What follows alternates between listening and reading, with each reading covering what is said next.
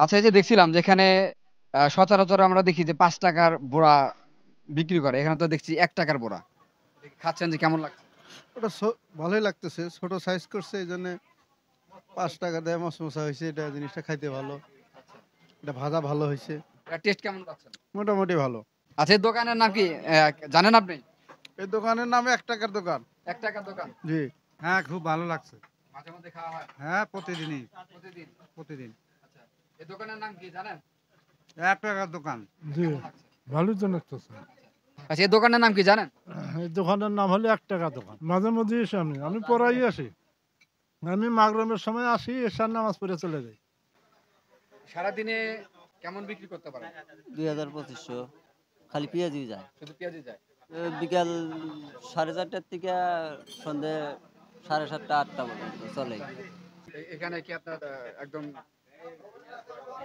চুলা থেকে নামানোর সাথে মানুষ গরম সঙ্গে পাবে? সঙ্গে শেষ হয়ে যায়। সাথে সাথে শেষ হয়ে যায়। আচ্ছা।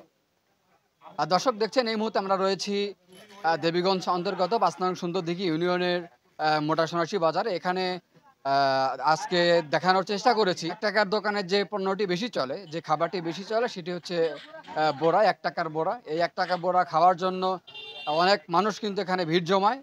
সেটি আপনাদেরকে দেখানোর চেষ্টা করেছি। যারা এখানে খেতে আসেন, যারা ক্রেতা রয়েছেন তাদের সাথেও কথা বলেছি, তাদের রিভিউ আমরা নিয়েছি। আপনারা যারা আসতে চান অবশ্যই এই ৳১ র দোকানে এসে ৳১ র বোড়া খেতে পারেন।